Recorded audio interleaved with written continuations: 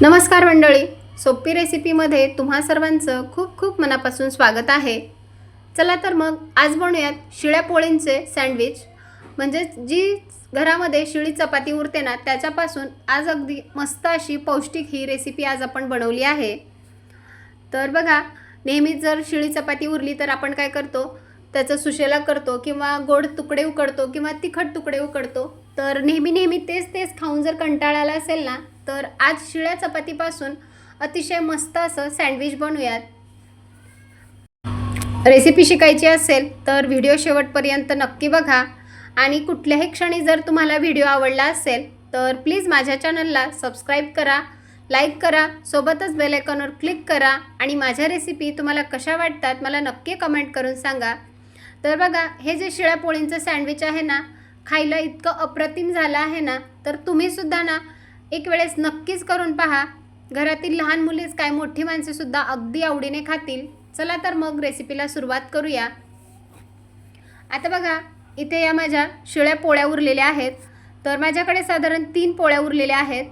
तुमच्याकडे किती प्रमाणात आहे ना त्यानुसार तुम्ही हा नाश्ता बनवू शकता। जर ताजीसुद्धा चपाती असेल तरीसुद्धा चालेल किंवा जर रात्रीच बनवलेली असेल किंवा सकाळची रात्री असेल तर तीसुद्धा चालते। आता बघा, इथे मी ही पोळी सकाळी बनवलेली होती आणि 4 वाजताच्या नाश्त्यासाठी मी हे बनवत आहे। त्यासाठी आता आपण इथे भाज्या घेणार आहोत। तर 2 मध्यम आकाराचे बारीक चिरलेले कांदे चॉप करून घेतले, 1 लालबुंद टोमॅटो त्यामधील बिया काढून घेतल्या, 1 शिमला मिरची त्यामधल्या सुद्धा बिया काढून घेतल्या आणि अगदी बारीक अशी चॉप करून घेतली आहे, 1 काकडी अगदी बारीक अशी चॉप करून घेतली, भरपूर सारी कोथिंबीर घेतली आहे। आणि इथे माझ्याकडे ना मी सकाळी थोडासा बटाटा जो आहे तो परतून घेतला होता, तो सुद्धा राहिलेला आहे, तर मी तो सुद्धा यामध्येच ॲड केला आहे। जर तुम्हाला बटाटा आवडत असेल तर तुम्ही काय करायचं, 2 बटाटे उकडून घ्यायचे आणि ते चांगले चाळणीने मॅश करून घ्यायचे आणि यामध्ये तुम्ही मिक्स करू शकता। आता यावरती आपण काही सुके मसाले टाकूयात। तर अर्धा चमचा हळद पावडर टाकली, 1 चमचा आपण मॅगी मसाला वापरणार आहोत। मॅगी मसाल्यामुळे ना याला खूप छान अशी टेस्ट येते। 1 चमचा भाजलेल्या जिऱ्याची पूड टाकून घ्यायची आहे, 1 चमचा चाट मसाला टाकलेला आहे। आता बघा, इथे लहान मुले खाणार असल्यामुळे मी इथे तिखट वापरलेलं नाही। तुम्ही हवं तर इथे हिरवी मिरची बारीक चिरून टाकू शकता किंवा लाल तिखटसुद्धा टाकू शकता। आता थोडंसं मीठ टाकून घेतलं। मिठाचं प्रमाण थोडंसं बेतानेच टाकायचं आहे, कारण चाट मसाला आणि मॅगी मसाल्यामध्ये थोडंसं खारटपणा असतो। शिवाय आपण चपातीमध्ये सुद्धा मीठ वापरलेलं आहे, तर थोडंसं अगदी थोडंसं मीठ टाकून पाहिलं। आता हे सर्व जे मसाले आहेत ना ते आपल्याला चांगले एकत्रित करून घ्यायचे आहेत। इथे मी बटाटा मॅश करून घेतलेला नाही, तर तो सकाळी मी परतून घेतलेला बटाटा आहे। तुम्ही हवा तर बटाटा उकडलेला बटाटा चांगला किसणीने मॅश करून सुद्धा घेऊ शकता। इथे बघा, अगदी मस्त असं आपलं हे सारण तयार आहे। तर घरामध्ये जेवढ्या भाज्या असतील तेवढ्या सुद्धा तुम्ही घेऊ शकता। म्हणजे गाजर असेल, बीट असेल किंवा पत्ताकोबी असेल तर ते सुद्धा तुम्ही इथे ॲड करू शकता। आता बघा, मी चपाती घेतली, चपातीवरती थोडासा आपण टोमॅटो केचप लावून घेऊयात। जर तुमच्याकडे शेजवान चटणी असेल किंवा पिझ्झा सॉस असेल ना तर ते सुद्धा तुम्ही इथे लावू शकता। मी इथे 2 चमचे टोमॅटो केचप घेतला आणि आता पूर्ण काटोकाट चपातीला व्यवस्थित आपल्याला हे पसरवून घ्यायचं आहे। इथे बघा, जो टोमॅटो केचप आहे ना तो पूर्ण चपातीला चांगला व्यवस्थित पसरवून घेतला। आता यावरती आपण जे सारण तयार केले ना ते पूर्ण कडेनी सारण व्यवस्थित आपल्याला पसरवून घ्यायचं आहे। जर आपण असं लहान मुलांना भाज्या बनवून दिल्या ना, शिमला मिरचीची असेल किंवा दुसऱ्या कोणत्या भाज्या दिल्या तर मुले अजिबात खात नाहीत। या पद्धतीने जर तुम्ही त्यांना अशा भाज्या खायला दिल्या ना, अगदी आवडीने खातात आणि नकारसुद्धा देणार नाहीत। तर आता बघा, सर्व जे स्टफिंग आहे ते आपण चपातीवर व्यवस्थित पसरवून घेतलं। आता वरून थोडासा आपण शेव टाकणार आहोत। आता बघा, शेव जो आहे ना तो पूर्णपणे ऑप्शनल आहे, माझ्याकडे होता म्हणून मी टाकला। जर तुमच्याकडे नसेल तर तुम्ही स्किपसुद्धा करू शकता। थोडासा शेव यावरती टाकून घेतला आणि परत एकदा यावरती ना आपण थोडंसं टोमॅटो केचप टाकून घेऊयात। आता टोमॅटो केचप टाकून झालं की जी दुसरी चपाती आहे ती यावर टाकून घेऊयात।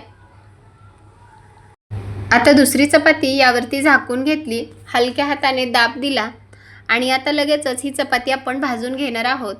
भाजण्यासाठी मी ऑलरेडी गॅसवरती तवा गरम करण्यासाठी ठेवला आहे. आता तवा चांगला गरम झाला की याला आपण थोडंसं बटर लावून घेऊयात. जर तुमच्याकडे बटर नसेल तर तुम्ही तेल लावू शकता किंवा साजूक तूपसुद्धा वापरू शकता. माझ्याकडे बटर होतं त्यामुळे इथे मी बटरचा वापर करणार आहे.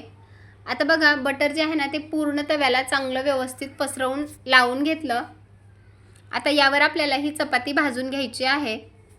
तर चपाती उचलून तव्यावरती टाकून घेतली आणि आता आपल्याला मध्यम आचेवर अगदी खरपूस होईपर्यंत ही चपाती भाजून घ्यायची. चपाती टाकली की वरून अजून थोडंसं आपण बटर लावून घेऊयात.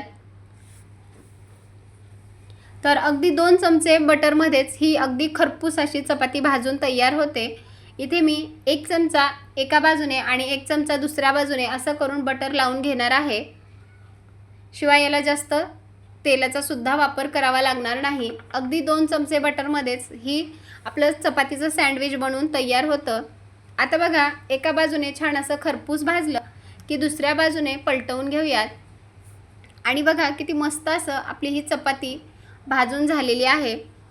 आता दुसऱ्या बाजूने पण सेमच अगदी खरपूस होईपर्यंत ही चपाती आपल्याला भाजून घ्यायची. रंग बघा किती मस्त आलाय आणि अगदी खरपूस अशी ही चपाती भाजून तयार आहे.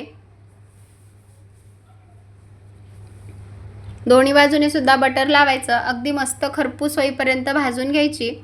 तुम्ही जेवढं जास्त वेळ छान असं मध्यम आचेवर भाजून घेचाल ना तितकंच मस्त असं हे सँडविच तयार होतं. आता बघा, ही चपाती आपली दोन्ही बाजूने खरपूस अशी भाजून झाली की एका प्लेटमध्ये सर्व करूयात.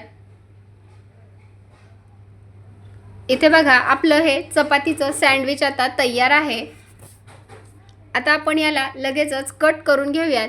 जर तुमच्याकडे पिझ्झा कटर असेल तर त्याने तुम्ही कट करू शकता किंवा चाकूच्या साह्याने सुद्धा कट करून घेऊ शकता. इथे बघा, मी चाकूच्या साह्याने त्याचे असे त्रिकोण कट केलेले आहेत आणि बघा, आपलं इथे चपातीचं सँडविच तयार आहे. जे आपल्या घरामध्ये साहित्य उपलब्ध आहे ना त्यामध्येच ही आपली रेसिपी बनवून तयार होते आणि खायला तर इतकं भन्नाट झालं आहे ना. जर तुमची मुलं भाज्या खात नसतील किंवा चपाती खात नसतील ना तर या पद्धतीने जर तुम्ही त्यांना असं हे चपातीचं सँडविच करून दिलं ना तर अर्धी चपाती काय, 1 चपातीसुद्धा अगदी 5 मिनिटातच फस्त करतील. एवढा मस्त आपला हा नाश्ता तयार आहे. शिवाय यामुळे पोटसुद्धा भरतं आणि पौष्टिक तर आहेच. तुम्हाला ही रेसिपी कशी वाटली मला नक्की कमेंट करून सांगा. व्हिडिओ आवडला असेल तर जास्तीत जास्त लोकांपर्यंत शेअर करा. तुम्हीसुद्धा एक वेळेस असं हे शिळ्या चपातीचं सँडविच नक्की करून पहा. चला तर मग पुन्हा भेटूयात अशाच एका छान मस्त खमंग रेसिपीसोबत. तोपर्यंत धन्यवाद. आणि पुन्हा एकदा सर्वांना एक निवेदन आहे, जर तुम्हाला माझ्या रेसिपी आवडत असतील तर प्लीज माझ्या चॅनलला सबस्क्राईब करा, लाईक करा, सोबतच बेल आयकॉनवर क्लिक करा आणि तुमचे अनुभव माझ्यासोबत शेअर करा. पुन्हा भेटूयात. तोपर्यंत बाय बाय.